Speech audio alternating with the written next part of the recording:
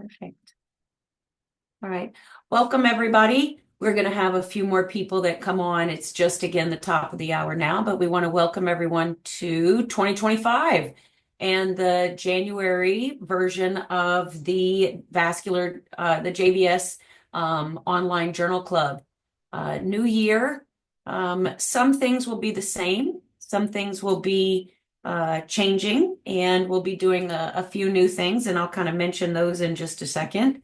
But allow me to share my screen and we can go from there. That one. Okay. All right. So tonight is January uh, January 8th. It's Wednesday. The second Wednesday of every month is when we host the JVS Online Journal Club. And for January, we have two exceptional articles from the January JVS journal. And so tonight we are thrilled to have two discussions about pedal bypasses, as well as the rise of endovascular repair for abdominal, thoracoabdominal, and thoracic aortic aneurysms. As usual, we have our two host sites, Beth Israel Deaconess with Dr. Marchiano, who is going to be the faculty presenter, and the fellow Dr. Darling, who will present the first article, followed by Loyola, who has graciously agreed to host as well. Dr. Quado, as well as Dr. Weiss, his trainee, are going to be will be presenting. It's exciting when we have authors who can participate and who can talk to us a little bit about their work. And so Dr. Patrick Conroy and Dr. Mark Schimmerhorn have agreed to be here tonight to talk a little bit about the work that they've done and the insights that they've garnered through that work. And then, of course, from Henry Ford Hospital, we have Dr. Alex Shepard and Dr. Hassan Shamsuddin to discuss their research and give us some insights into the nuances of the work that may not come through in just reading the papers themselves. We're excited to have two JVS editorial board members, Dr. Leanne O'Banion, who is an associate clinical professor of surgery at UCS Fresno, and she will be moderating, looking at the paper on pedal bypass. And then, of course, Dr. Matt Doherty, who is a professor of clinical surgery and assistant surgeon to the hospital at Penn Medicine. Just a few little nuances. Please stay muted. I can't control these dogs in the back, so I can't make that noise go away. I'm sorry. We may ask you to unmute yourself and we may ask you to unmute yourself so that the moderators can call on you to speak. And then the event is being recorded for on-demand webcasts. February's JVS Online Journal Club will be sponsored by the Young Surgeons section, and all of the dates for 2025 are posted on vascular.org, with the Zoom links and the host sites to be added this week. New for this year, we've had editorial board members who have been moderating, but we're also going to have the Young Surgeon section, who's sponsored 2 different months, February and August, joining us each month to help to host and moderate sessions. We feel that this is a great way to get our young surgeons in the SVS involved, and so we're excited to have more information about that coming as I get arrange that with Dr. Gifford. So at that point, I will stop sharing my screen, and I think what we can do is just to kick us off and get things underway. We'd like to start with Dr. Conroy and his article on the rise of endovascular repair for abdominal, thoracoabdominal, and thoracic aortic aneurysms. And that is, of course, going to be presented by Dr. Quado. Hi, everyone. Thank you for that introduction, Dr. Humphreys, and thanks to Dr. Harani and the JVS for inviting us to host this Journal Club. I read this article in great interest, and congratulations to the authors. It was a very impactful article that I think is needed and very interesting. So, just to kind of give a little bit of a kind of context, the article kind of is looking at the trends of endovascular and open repair of abdominal, thoracoabdominal, and thoracic aortic aneurysms in the modern era. So, looking at how the changes in repair with the advent of complex endovascular repairs and what that has done for the patients in terms of their in-hospital mortality. And they were able to, go through a pretty complex database with a lot of patients and came out with some pretty meaningful results. So with that, I'm going to hand it off to my PGY4 resident, Dr. Weiss, who I think is on, and she can go ahead and discuss the paper. Thanks again. Thank you so much for having me. I'm going to share my screen one moment.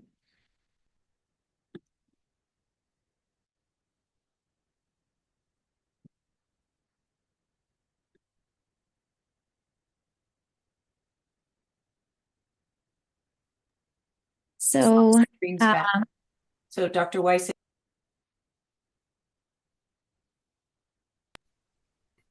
I'm sorry, Dr. Humphrey. What did you say? I said if you can swap the screens back. It Oh. was you had it the first time. I see. Thank you. You're welcome. Perfect.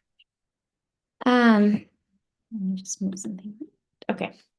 So as Dr. Cato mentioned, this paper that talks about the trends in aortic repair, both for thoracic and abdominal aortic aneurysms throughout the year. So it kind of gives some updated statistics that I think will be very beneficial in kind of counseling our patients on outcomes for each type of repair. So the main basis of this paper was that aortic repair has had a great deal of innovation in the recent decades. And so just to give some background, EVARs were approved in 1999, TVARs in 2005, and complex endovascular repair it became more widespread or was starting to be utilized in around 2015. So while there has been other studies that have analyzed trends in abdominal and thoracic aortic repairs, this is one of the few papers that looks at the combination of thoracoabdominal aortic repairs. And as I mentioned, this is sort of a more updated study as it kind of looks at outcomes over the past 15 years. So the authors aim to describe the trends of abdominal aortic aneurysm, thoracic aortic aneurysm, and thoracoabdominal aortic aneurysms for both open repair, endovascular repair, and complex endovascular repair. This was a multi-center retrospective review of prospectively collected data from the National Inpatient Sample database. They did this research looking at diagnostic codes for thoracoabdominal aortic aneurysms, and thoracic aneurysms. They used ICD codes, ICD-9 up until the year of 2015 when it was changed to ICD-10 codes. And then they stratified this information based on type of repair. Notably, they only included degenerated aneurysms. They also excluded patients that were under 50 years old. So they had a total of just over 4 million patients that they analyzed. Just over 100,000 were ruptured, and just over 700,000 were intact aneurysms. For a total of just over 800,000 patients. So, and to give you an idea of the percentage, for thoracoabdominal aneurysms, the majority were intact, but there was a small fraction that was ruptured. Similarly, with thoracoabdominal aortic aneurysms, about 20% were ruptured, the rest were intact. And then the main things that the authors looked for was not only the percentage of these patients that were being admitted and the type of method that they used to repair, but they also looked at inpatient mortality. And notably for complex endovascular aortic repairs, they looked for ICD codes for fenestrated and branch endovascular repairs, PMEGs, and chimney or snorkel EVARs. And then for thoracic aortic aneurysms in 2017, they noted that there was now separate codes for ascending arch repair and descending thoracic repair. And so they stratified those outcomes. When looking at the demographics of these patients, they're very similar between all three aneurysm groups. Most of these were significant just given how large their patient population was. For all groups, patients tend to be younger, and there was a significant difference in terms of the population race. There was essentially less patients getting treated through each 5-year groups. Similarly, with comorbidities, most of them had a downtrend, so sort of indicating maybe a better comorbidity control, except for hypertension in all three groups. It took a dip initially, and then the rates increased in the last 5 years. That's similar in abdominal aortic, well, all three aneurysmal types, as well as each type of repair. So you can see those in the paper. Hopefully this isn't in the way. So now looking at results for abdominal aortic aneurysms, when looking at admissions, the authors found that there was a decrease in the number of patients being admitted for intact abdominal aortic aneurysms, a decrease in those getting admitted that had ruptured aneurysms. When looking at repairs, open repairs decreased over time while endovascular repairs and complex endovascular repairs increased for both intact and ruptured aneurysms. And just to give you kind of a visualization of how as endovascular repair increased, open repair decreased, and you start to see more and more complex aortic repair in the yellow start to pop up. When looking at the outcomes, mortality and repairs of intact aneurysms decreased, of ruptured aneurysms also decreased. And then in-hospital mortality for patients who were turned down for any repair decreased significantly. Mortality for open repair, however, increased. But surprisingly, for open repair of ruptured abdominal aortic aneurysms decreased. And then mortality for complex endovascular repair for intact and ruptured did not significantly change over the years. They then broke it down to just what the rates were in the last 4 years in terms of mortality. And it sort of follows previous data for intact aneurysms. Open had a mortality rate of 5.7, endovascular of 0.6, and complex of 1.1 versus ruptured, which they noted a 34% of mortality For open repair, 19% for EVAR, and 17% for complex endovascular aortic repair. So a little bit lower than I had anticipated. And this is just the data that shows that information. And again, when looking at mortality rates by intervention, the open repair being green, the dotted lines are ruptured versus the solid lines are for intact aneurysms.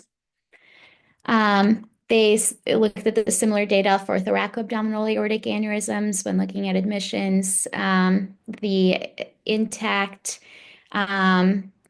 aneurysms increased, whereas ruptured thoracoabdominal aortic aneurysm trends decreased. For those patients turned down for repair, the rate of patients admitted that had rupture decreased over time. And then when looking at approach for how they repaired the aneurysms, open repair used for the thoracoabdominal aortic aneurysms, they were intact decreased significantly from 96 to 28%. And for patients that were ruptured, also decreased, not a significant, it was a significant difference, but from 97 to 58%. And then when looking at complex endovascular repair, they noted increase for both intact and ruptured aneurysms.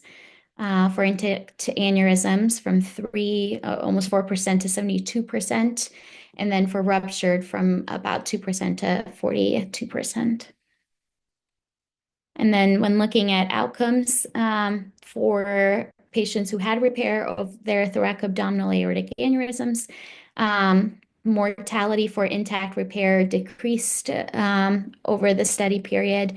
Mortality for ruptured repair remained stable over time, whereas for patients who were admitted with rupture, that trend decreased over time. Patients who were turned down for repair stayed about stable. And then when looking at mortality in terms of the different types of repair, mortality after open, repair for intact aneurysm stayed stable. Similarly, for ruptured aneurysm, that stayed stable over time. Whereas mortality for complex repair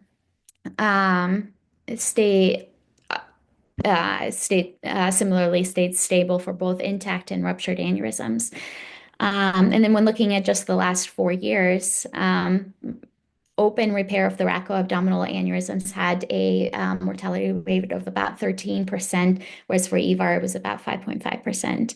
And then for those that were ruptured, mortality was about 45%. And then complex endovascular repair about 25%. And then these patients had lower in-hospital mortality after complex repair compared to open. And then lastly, when looking at just thoracic endovascular aneurysms, the rate of intact and ruptured repairs increased over time. The rate of patients that were turned down for repair for ruptured aneurysms decreased over time. And then the rate for open repair for intact aneurysms stayed stable but decreased for ruptured aneurysms from 100% to 29%. When looking at mortality for these patients, mortality after repair decreased for intact and ruptured aneurysms. For patients that were turned down for repair and were ruptured, the mortality rate stayed stable. And then when looking at mortality for different types of repairs, open repairs that for intact aneurysms decreased, while for ruptured aneurysm stayed stable, and mortality for TVARs for intact aneurysms stayed stable, similar to ruptured aneurysms. So over the last 4 years, you can see their mortality rate is pretty low for endovascular repair. I'll have to double check the number for open repair, but there was no difference in hospital mortality for patients who had intact repair for both open and endovascular. But for those who had a ruptured thoracoabdominal aortic aneurysm, the open repair had a 25% mortality and TVAR 16%. Overall, they broke it down into arch and ascending repair and descending. TVAR repair, they noted that it was associated with an increased mortality after open repair. That's all I had. So now I'll turn it over to Dr. Cato and our discussants. To me. Thanks. We'll allow Dr. Let me, Dr. Doherty to open up the Yeah. conversation. yeah, so it's obviously a lot of data there to digest, but I guess the overarching theme, which isn't a surprise to any of us, is that endovascular repair is supplanting open repair for all types of aneurysms. One thing I'm curious about, it looks like your data was gathered up to 2019, and you were looking primarily at inpatient data. Why did you truncate at that time as opposed to 2023, something like that?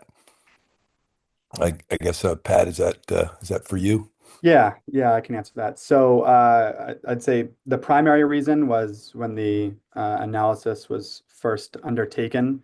That was all that was available within the NIS at the time. I think there were both delays of COVID. Usually the NIS is going to lag like 1 to 2 years before they give you the data. So for example, if you tried the latest data you could get from the NIS today, let's call it the end of 2024, is 2022 is just coming out. So I think there were also delays with COVID, but also Well, that was kind of what I was wondering, is whether you purposely eliminated COVID era for the distortions that may be associated with that. right. There was a time point where kind of at the end, right when we were submitting, we could have added a 2020, but it would have, I think it would have thrown too many variables in, especially with those intact repairs, that we decided to have this be kind of a pure trend study. Gotcha. To me, that part of it, and the move toward endovascular repair of almost everything is not surprising. The numbers themselves are interesting because it's just getting an idea of how high a number it is now in the percentage. What I found most interesting of the stats, though, is just the overall drop. Not just mortality, which I think you could probably attribute to earlier diagnosis and endovascular treatment, but the drop in intact repairs, which is pretty, I think it was like 17%. And that's something I guess we're all seeing, is there's just fewer aneurysms out there, despite the fact that everybody's older and should have more aneurysms. Any ideas what that reflects?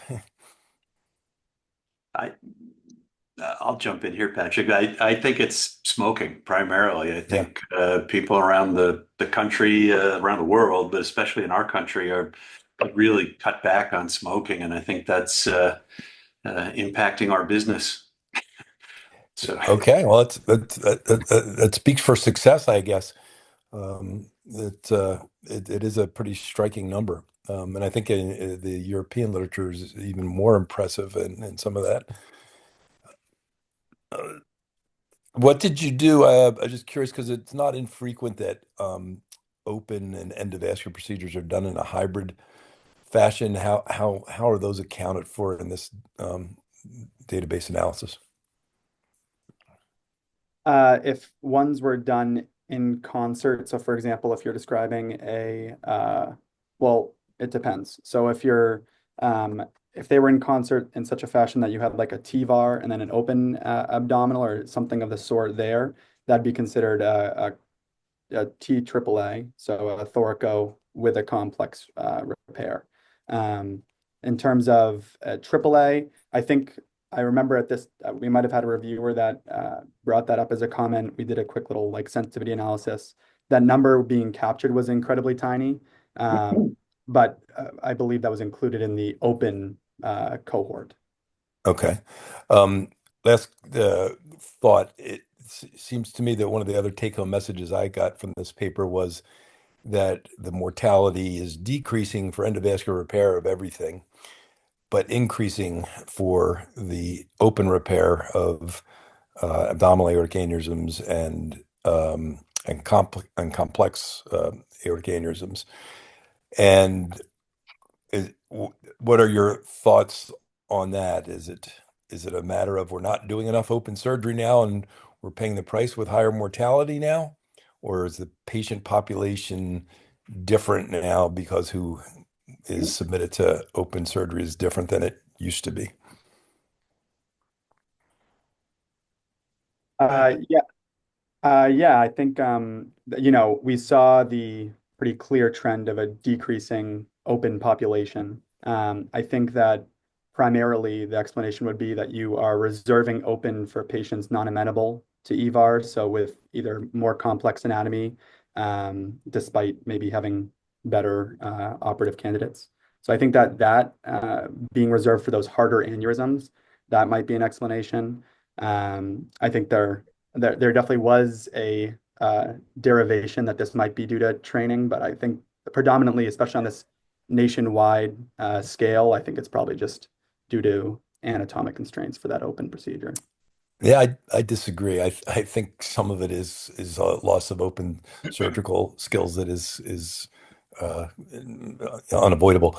I agree I, with you. I think it's probably a combination of the two. I think we'd all worried about the decrease in training volume. I think there was an abstract at Southern that found that the trainees are actually still graduating with a good experience in open aortic surgery. But I think that's probably because it's being centralized to those training centers. But I worry about all of us out in practice when our annual volume goes down. I think we need continuous repetition to maintain our skills. So I do suspect that there's a part of it. And then I also think, there's a clear volume outcome effect on a center and a surgeon level, especially with open surgery. So it has to be some of it. And I think that the centers that are further and further away and only doing a couple open repairs, probably should stop. I think a lot of them have, but probably more should, so that these should be regionalized and into training centers. I personally think that, if there's a busy private practice that does a lot of open aortic surgery, then they ought to affiliate themselves and have a fellow come out and spend some time with them, because I think we really ought to prioritize that teaching.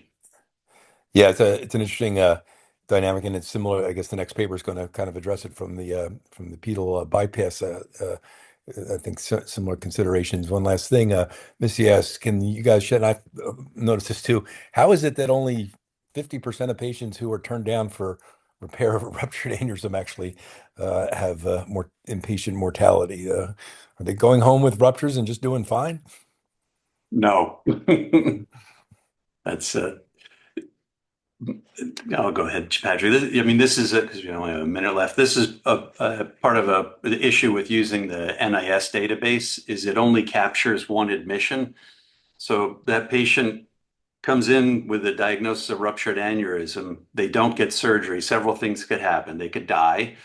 They could get transferred to another institution where they get a repair, and then they'll be double counted because they get counted for both admissions. And that's why, we break it down and give both. Or they could be discharged to hospice where they go and die, or they could go home and die. They could go home and die. And some people go home and they survive for a while with a healed rupture. But I think that number is incredibly small, and it's nowhere near 50%. I suspect it's maybe 5% or something, but a large number of these are transferred to other hospitals. And I suspect that that's what's happening, especially with the thoracos that as more and more people, start doing fenestrated and branched repairs, they don't need to transfer quite so many people. And that's why that turn down rate looks like it's going down so much for thoracos. Plus, being able to offer an endovascular approach, lets us fix a lot more people that would have just been actually turned down in the past. So yeah, it's a good point though, because we call it turn down rate because that's what it's been called by others. And Matt Thompson did a study with NIS years ago showing that we have a much lower turn down rate than they do in England. But some of it is just the fact that we can't pick up a transfer with this database. One last question from Dr. Angarani. He's surprised that there's still this many open repairs, even though it's nosediving, and wonders, is there a lot of regional variation in terms of where they're still doing a lot of open repairs? We didn't particularly look at that in this current analysis being presented, but I can tell you that in a subsequent analysis that's kind of in the works, there is regional variety with more major tertiary centers and academic centers leaning more heavily with endovascular, and then kind of the more rural definitely predominating and open. But that's non-published and not in this paper particularly. Nicely presented. Thank you. Thank you to Dr. Doherty for asking and moderating the session, and of course to Dr. Conroy and Dr. Schimmelhorn for being here.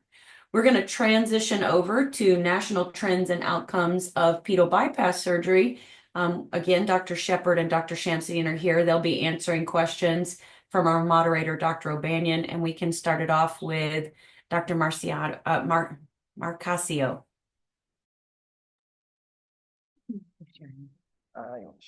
Yeah, sorry, can you hear us okay? We can. Perfect. Sorry, we're working on our screen sharing. Well, good evening. Thank you very much for the opportunity to participate in the Journal Club this month.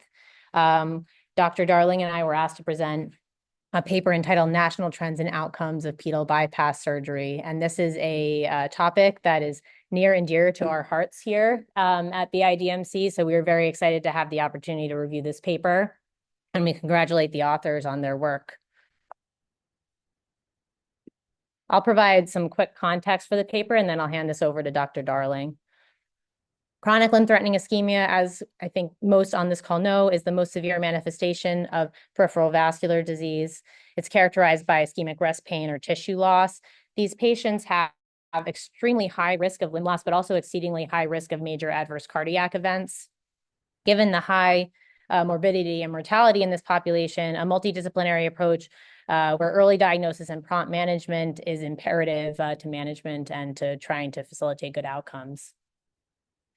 Over the past several years, there's been rising medical and anatomic complexity of disease in the CLTI population. I think this is largely driven by increasing rates of cardiovascular comorbidities. This figure here depicts different known risk factors for peripheral vascular disease and the sort of associated anticipated distribution of disease in these patients. For instance, patients with hyperlipidemia or current smokers tend to have disease more localized in the femoral popliteal segment. Meanwhile, patients with diabetes more classically have infrapopliteal disease involving the tibial vessels and even the pedal vessels. These angiogram images on the right side here are actually from one of my recent patients who has the dreaded single vessel perineal runoff, but has reconstitution of a DP target distally in the foot. In addition, the rising diabetes epidemic in this country is certainly contributing to the complexity of managing this population, both anatomically with respect to worsening tibial occlusive disease, as well as just kind of medically with management and prevention of infection in the feet. In addition, we're dealing with an aging patient population, which kind of goes hand in hand with those rising rates of cardiovascular comorbidities. And in that setting, surgical candidacy, particularly for open invasive bypass surgeries, has decreased over this time period and has become a challenge. Fortunately, we've simultaneously seen a rise in endovascular techniques and technologies that are minimally invasive and, of course, allow us to offer less invasive revascularization options for patients that are good anatomic candidates and potentially poor open surgical candidates. Nonetheless, historically, the gold standard lower extremity revascularization procedure is an open surgical bypass with greater saphenous vein. Our institution, and I'm sure others as well, have done a lot of work in this space, and we've published our experience in the 1980s and 90s with distal bypass, and in particular with dorsalis pedis artery bypass in patients with CLTI and diabetes. And a lot of this work was led by Dr. Frank Legerfo, pictured there. In this paper, published in 1995, our institution evaluated our work with dorsalis pedis artery bypass, and particularly looking at the durability of this intervention for patients with CLTI and diabetes. The angiogram images on the left side show pretty extensive tibial occlusive disease in the left picture with a reconstituted distal AT and DP target on the right side.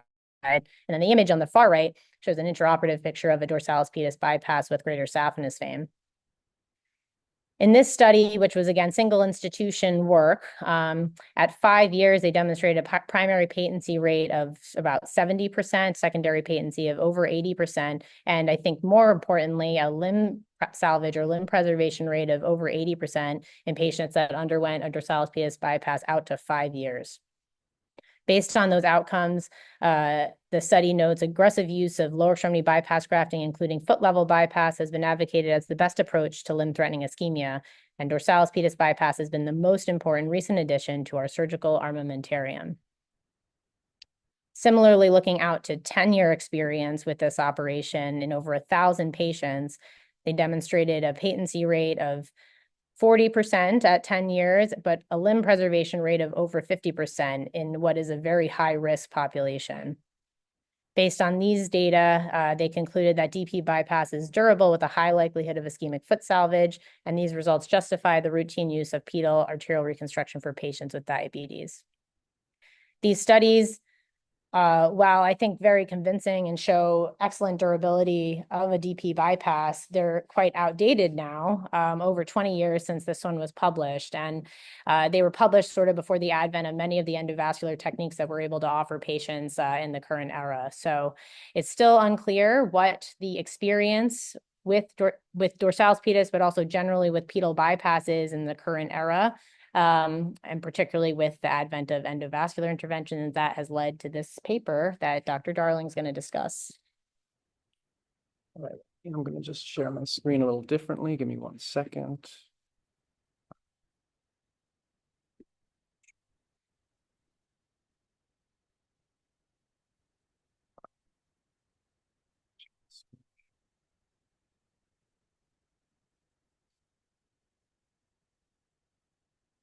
All right, can everyone see my my screen? Looks good. Great, thank you. Hello, everyone. My name's Jeremy. I am in my first year of 2 research years at Beth Israel. I finished 3 clinical years. I'm very excited to present this paper. I find it very interesting clinically, especially, and I'm always happy to do anything with Dr. Marcaccio. So the paper, as Dr. Marcaccio mentioned, is National Trends and Outcomes of Pedal Bypass Surgery by Dr. Chamsadine and colleagues from Henry Ford Health. So not surprisingly, the publication was in the Journal of Vascular Surgery. This was done in January 2025. Again, the institution was Henry Ford Hospital in Detroit, and some of the co-authors were from the American University of Beirut Medical Center in Beirut. This was a retrospective review of prospectively collected vascular quality initiative data. So the goals of this study were to evaluate the trends in pedal bypass performance over the past 2 decades or so, to additionally assess pedal bypass outcomes over those 2 decades, and then lastly, to compare the results between high and low volume centers performing these procedures. So to start, again, this was a retrospective review of prospectively collected data from VQI. The study utilized the infrainguinal bypass module, including all patients undergoing a pedal bypass for peripheral arterial disease between 2003 and 2023. And for the purposes of this analysis, a pedal bypass was defined as a bypass to the dorsalis pedis artery, the posterior tibial artery at the level of the ankle, or the tarsal and plantar arteries. And so the analysis used several forms of quantification. They first calculated the ratio of pedal bypass to total infrainguinal bypasses performed, and then separately calculated the ratio of pedal bypass to all pedal revascularization procedures performed. And both of those were calculated for each year and trended over the study period. And then the annual bypass volume for each center was further calculated by dividing the number of pedal bypass operations performed at each center by the number of years each center participated in the VQI infrainguinal bypass module.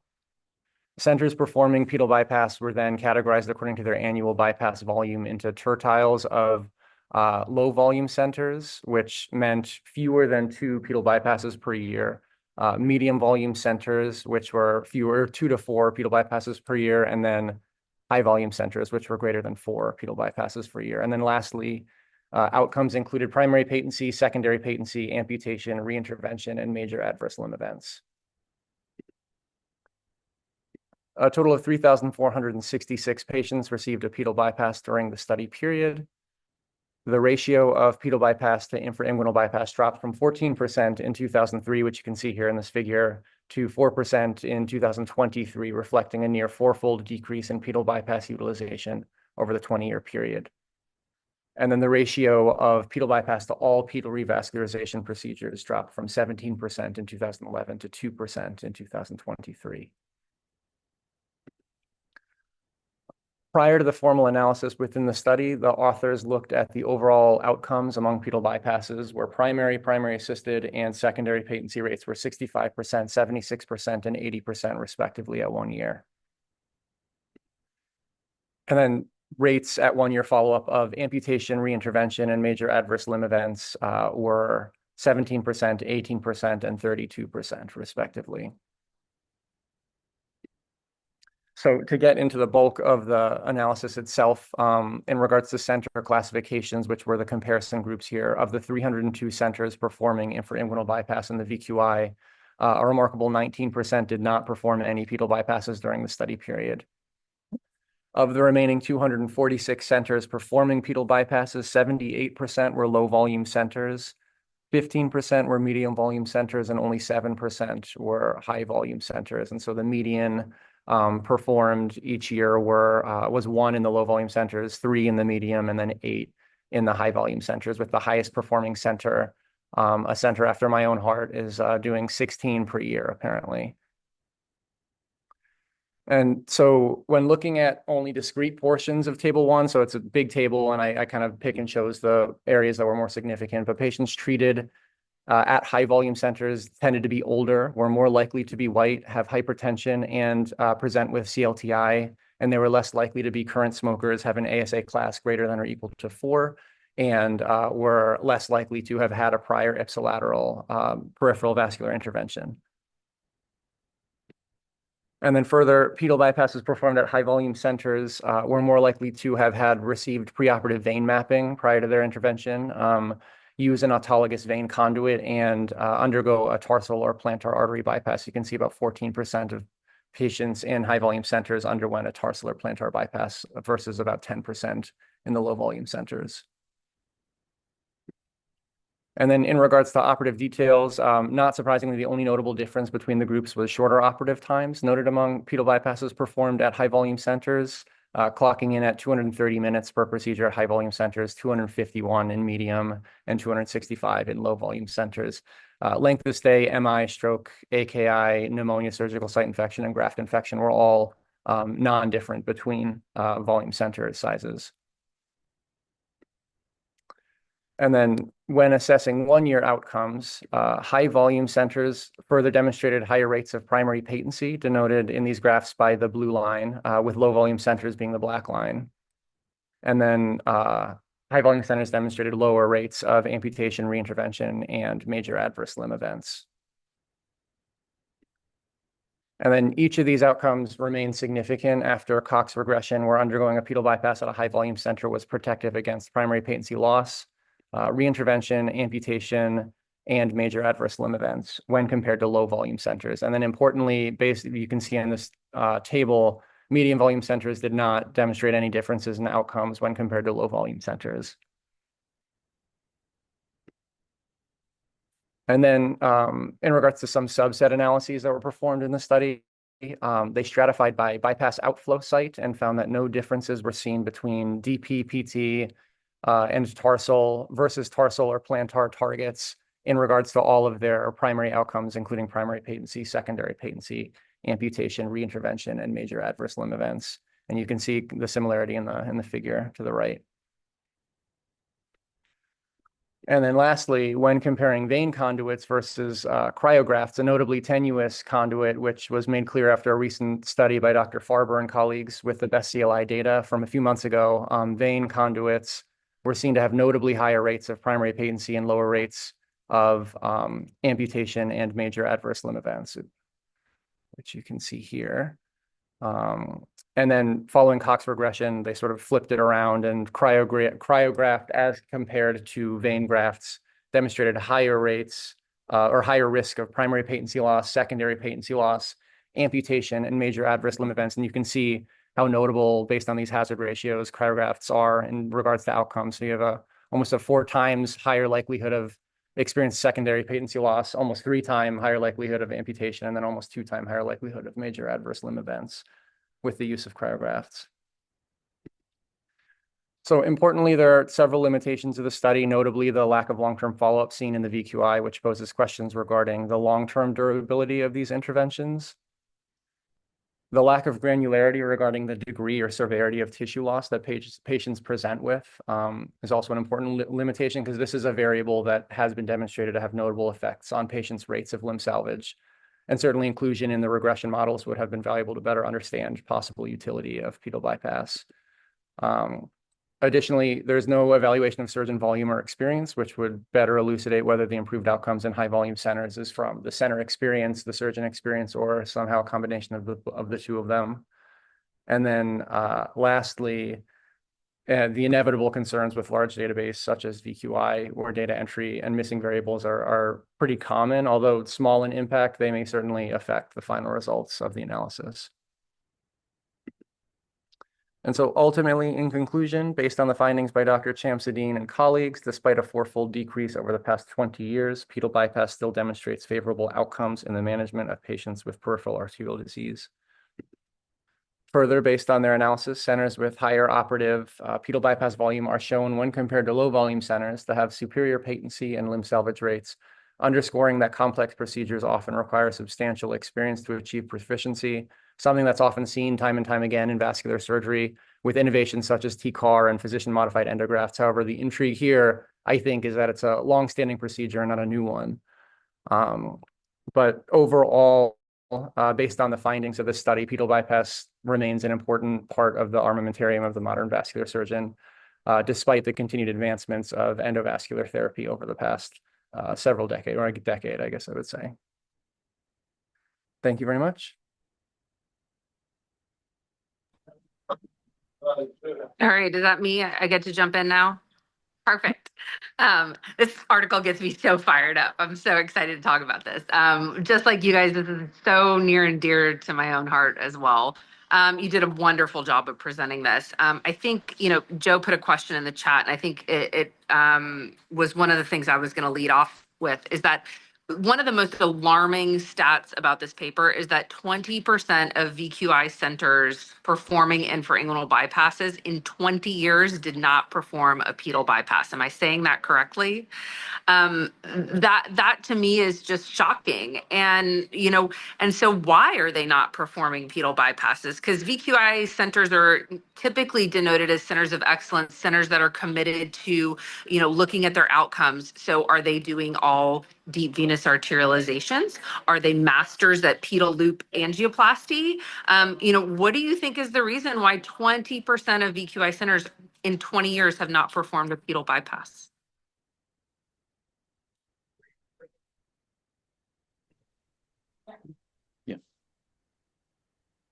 Is that for us to answer, or? Yes, sir. Yeah. Dr. Shepherd, it is. Well, actually, Dr. Banyan, I think it's worse than you point out, because although 80% of programs didn't do or 20%, I'm sorry, 80% of programs didn't do a bypass, 80% of the remaining programs only did one bypass. So it's a very small volume of these pedal bypasses that are being done anymore. And why is it? I'm not sure. I think it's the endovascular revolution, endovascular first. And yet I think there's increasing evidence out there that endovascular procedures for infrageniculate disease are probably not as durable as say a pedal bypass. I know Dr. Humphreys published a paper back in 2017 looking at the NISQIP vascular database showing that the amputation rate in patients undergoing pedal bypass was less than patients undergoing infrageniculate intervention. So it's very worrisome to us that the utilization of this, what I consider to be a essential skill for vascular surgeons has fallen out of favor so much, and it's on us for teaching our current trainees how to do this procedure. Yeah, that was going to be my next question is, what do we do about this? Because unlike the, ruptured type 2 thoraco that comes in, I disagree that a pedal bypass should be put in the same complexity of category as that, from a technical standpoint. So why are trainees not graduating comfortable doing this? Do they just think they're better at endo and they lean to that first? Because, Christina Giles just published the best CLI data just for tibial outcomes, and tibial outcomes were overwhelmingly superior for open versus endo. So I can't possibly imagine that inframalleolar is going to be any different if we had the large volume data. I think how do we make a paradigm shift? How do we gather all of us that are still doing 10 to 20 pedal bypasses a year and convince the next generation of vascular surgeons that they have to have this in their toolbox? I don't have a clear answer for that. Fortunately, I trained in an era with giants in the field who did this procedure. People like Frank LaJurfa, who's on tonight. I trained in Boston at a time that I heard him give several lectures on how to do a pedal bypass, and I took those lessons with me. I think you may underrate the technical proficiency necessary to perform a good pedal bypass. I mean, the size of the vessels, their calcification, the soft tissue coverage in the distal lower extremity and the foot, the contiguous infection and tissue loss, the need for autologous conduits, all of that really make it a difficult operation, I think, to obtain proficiency. And it's maybe just a lot easier to do a endoluminal procedure. But I think it's incumbent upon all of us to keep this in our toolbox and to teach our trainees as well as our new younger partners how to do this operation. We had a question from the chat. We have like 5 more minutes. Dr. Weaver asked, how much of the difference in outcomes between the high and low volume centers do you think is related to technical experience versus experience with the optimal patient selection and understanding who's going to be, the best patient for an inframalleolar bypass? So, understanding globally the disease process versus technical competency in terms of outcomes between high and low volume centers. Go ahead. Well, I honestly think it's mostly technical proficiency. Once you become comfortable with the operation, I think you can pick patients better. I mean, obviously, somebody with a open TMA is probably not going to do well with a dorsalis pedis bypass. Perhaps they'll do okay with a plantar bypass, but you've got to pick your patients appropriately and then know how to do the operation. And I should just mention, I think for all of the fellows online, there is a terrific paper by Mike Conte on how to do a pedal bypass in the June 2023 issue of the Journal of Vascular Surgery Innovations and Techniques. I think really it should be required reading for all vascular trainees on how to do this operation. Well, I hope you're wrong because I just did a DP bypass for a TMA. So TMA? I hope that heals. No, I mean, I think it has a lot to do with the the intact arch and what the perfusion of the foot looks like. But no, I mean, I agree. It's something I think we need to keep this conversation going and continue, talking to our trainees about this, encourage that they read articles. We had one last question. How much of the downward trend in pedal bypasses reflects the upward trend of endo interventions for tibial disease versus the loss of interest skill set for pedal bypass? So in this study, we tried to limit the bias of the effect of the upward trend of endovascular techniques on the downward trend of dorsalis pedis bypasses and common plantar bypasses by comparing pedal bypasses to the overall infrainguinal bypass volume. So if we were to compare only pedal bypasses to the overall pedal revascularization, I would say that the rise in endovascular techniques would have subsequently caused a decline in pedal bypasses. But given that we compared pedal bypasses to only infrainguinal bypasses per year, we limited the influence of the rise in endovascular on the decline of pedal bypasses. And so we do believe that although it may be a combination of both, there is a factor of maybe a decrease in the interest of those procedures, a decrease in the technical proficiency required to perform those procedures, probably a decrease in training level, as shown in the high number of centers with very low volumes performing those operations. We have one of the giants in the room that wants to speak, that has been patiently waiting his hands. But Dr. Laturfo, you had a question or a comment? Just a couple of quick points. First of all, I appreciate the emphasis that's just been made about technique. This is a technical challenge, especially differs even from other infrageniculate bypasses because of the problem of calcification in diabetes, and that then you're dealing with a 2 millimeter lumen when you get it well done. So there's a challenge there, and I want to say that we've done many cases with DP bypass where a TMA was necessary, and I have pictures of it.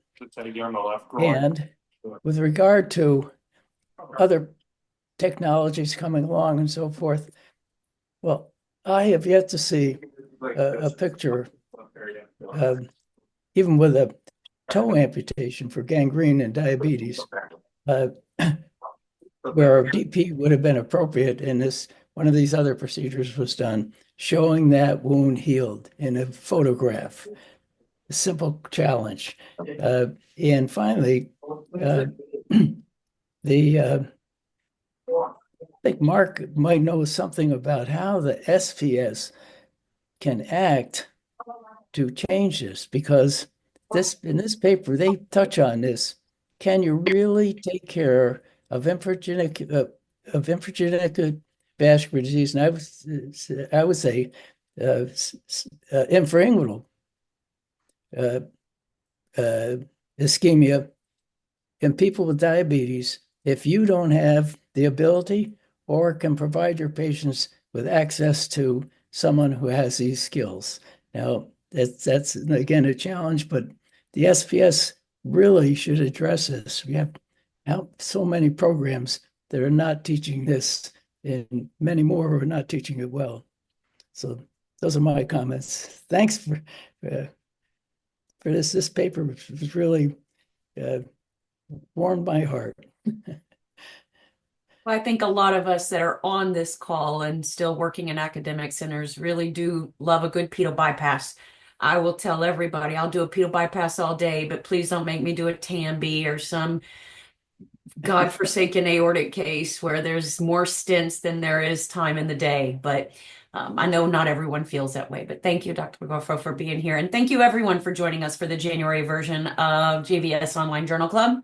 We'll be back in February. The second week of February, I believe it's February 12th. It's not Valentine's Day like last year. This year, we're going to do it on February 12th. the young surgeon section of the SVS will be hosting, and we'll see everyone then. Thank you all. Have a great night.